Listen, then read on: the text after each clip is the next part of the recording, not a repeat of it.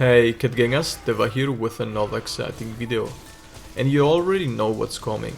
Yes, the Brachydio Switch Axe builds. I made again two different builds to fulfill everyone's preferences, which are a classic Master Touch max DPS build with a variation of it, and a zero-sum discharge spamming DPS build, which not only includes all important offensive skills, but listen here, it also has 3 health boost, 3 divine blessing, 3 power prolonger, 3 focus and 3 tool specialist, but I will explain more of that later. Let's have a look of its stats first. 1050 raw, 270 blast and 20 hits of purple sharpness, so it's just as good as a Safi Switch Axe. It also has a level 4 and level 3 slot, which allows very comfortable building. So the first build runs Master Touch, and we have here of course 100% affinity on tenderized weak spots to prevent any sharpness loss. But even if you miss a weak spot, you still have a 65% crit chance simply because the build reaches under 15% affinity in total.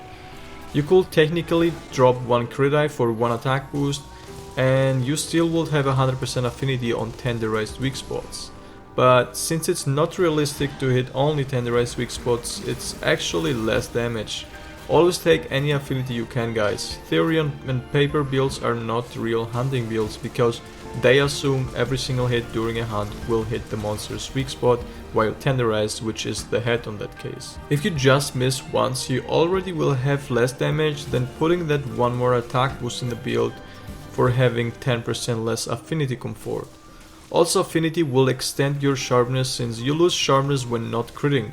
So crit die all the way max before putting any attack boost on Master Touch builds if you're not comfortable hitting always the weak spots. Here is a variation of that build that uses power prolonger instead of peak performance. Dropping peak performance is 20 less base row, which is always about 5% damage. But anyway, peak performance is a very inconsistent skill since you won't be always at 100% HP. Power Prolonger will allow you to stay 40% longer with charged meters, so it's again a DPS increase, which will definitely keep up with peak performance if you can't maintain that 100%. Augment this build for at least 1 health regeneration to keep peak performance up, and 1 attack for more damage or another affinity augment for more sharpness comfort. Our second build doesn't run Master Touch, but therefore Protective Polish since it's going to maintain your sharpness for a whole minute. But as well, zero-sum discharge spamming doesn't drain any sharpness except on the last hit, if you do it from the Clutch Claw attack. You also want to Clutch Claw always on the monster set, so that 100% affinity without any extra comfort is fine here. But as well, it's the weakest part of any monster for melees. We were able to gain 3 Divine Blessing for 50% damage reduction chance, Power Prolonger to be able to stay 40% longer charged, so you get more ZSDs off.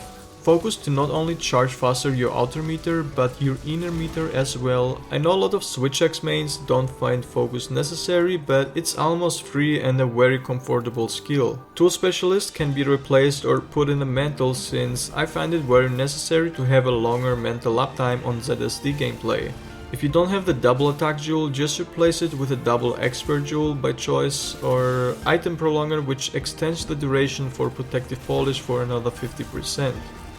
Hope you guys enjoyed this builds, and if so, be sure to leave a like and comment down below what you want to see next from me. Also, don't forget to subscribe to get notified whenever I post more builds, guides and speedrun videos. With that said, I wish you all a nice day and happy hunting, guys. Don't forget to join Cat Gang. Meow.